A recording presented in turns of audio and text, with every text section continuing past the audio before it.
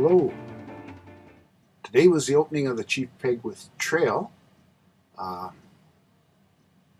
they were going to have the ceremony at 11 a.m. I went out there in good time. I was there, I don't know, 22, quarter two. Got a nice spot, nice and close, where I could walk to the intersection for the ribbon cutting. Our mayor, Sam Cates, was going to be cutting the ribbon. When I got there, the wind was blowing and it was so frickin' cold that I thought, well, I'll just sit in my car and wait till I see like it was going to happen, because there was a few people there, but not as many as I would have thought, and I didn't really see anyone that looked official. They had some cameras there and everything. Anyway, about 10 to 11, I thought, well, it's getting close now. I saw a fellow get out of his car that was parked near me, and he walked over there. After a couple of minutes, I see him running back to his car. And I think, oh, he's either forgotten his camera, or else this is the wrong location. And then I thought, it must be the wrong location. So I jumped out of my car. My car was running and I had the heat on and everything. I slammed the door. I ran in front of this guy, wait. At first he went by me, then I kept going like this even though he was by me, and he stopped. I went over to his driver window and I said, is this where the ribbon cutting's going to be? Is this the ceremony? He said, no, it's at the other end at Gateway. I said, oh, thanks. So I ran back to my car, and the door's locked. I look, and all the doors are locked. When I slammed the door in the cold weather, I guess all the locks closed. It's happened to me other years, last year, but when it warms up in the spring, it's okay. So, of course, I don't carry around a second key with me, and I don't have one hidden. I think, shit, now I'm going to miss it for sure. So I said, well, what can I do? Luckily, I have CAA, so I phoned CAA, and they take down all my information. And he said, stay near the car. Then all of a sudden, I get cut off. Right when he was going to say, it'll be an hour, 2 hours, or whatever.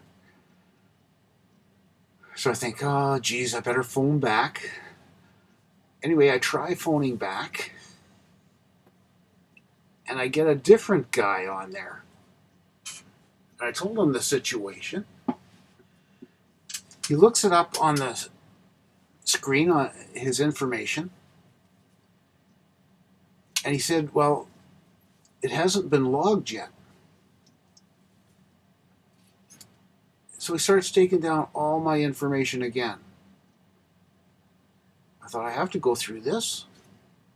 I should have waited for them to call me back. So anyway, I get through all his information again. Seems like it takes forever, but they say, well, we're going to be there in 15 minutes, within 15 minutes. I thought, well, that's good. I might be able to catch it if they start running behind time, but by then it would have been quarter after 11. So I really didn't think I was going to make it in time. So I was waiting for the tow truck. I get a call back from the truck, and they say he's going to be there in 5 minutes. I thought, this is great. It's going to be less than 15 minutes. Anyway, he comes up. He does uses his little Jimmy Jack, or whatever they call it. And he gets the door open. I said, well, this has happened to me previous years. And he said, well, you can always get an extra key made and just carry it around. He says, but it doesn't have to be one with the chip in it. And I think that's why I never got one in the past, because it was so damn expensive with that chip in it. You had to go right to the dealership. So I'm going to try to get a key I guess they call it a valet key because there's no chip. Anyway,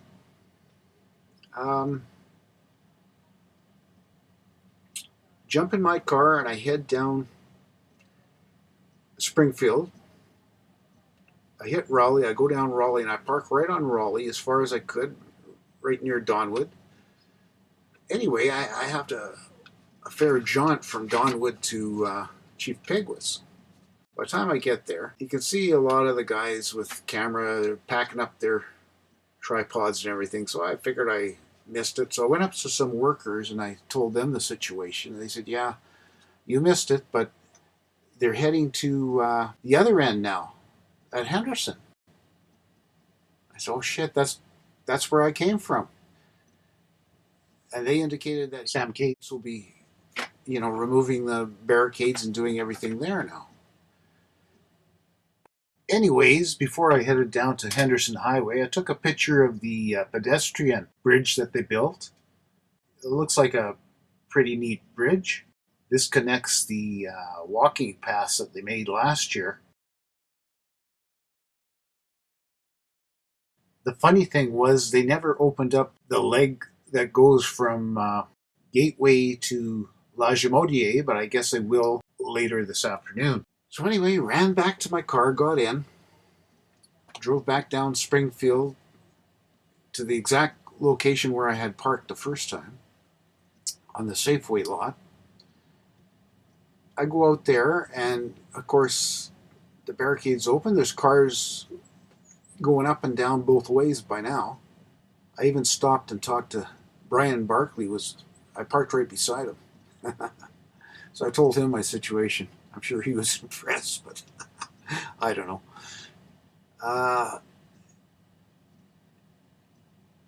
He said, oh, he hadn't seen Sam Cates yet. So I thought, oh, maybe I have time. So I went there and to the corner, walked there with my camera. Nothing.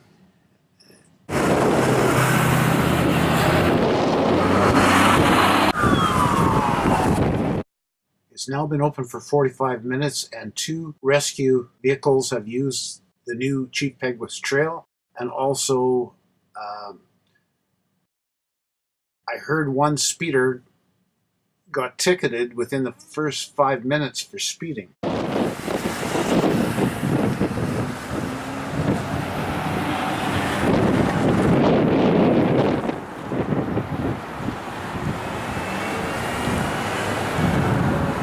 I think they just took down the barricades, the cops or whoever, and that was it. I don't think there was any speech or ribbon cutting at that end. Anyway, that's the story of the opening of the Chief Peguis Trail by Steadicam, 1969. I hope I didn't bore you all. Bye for now.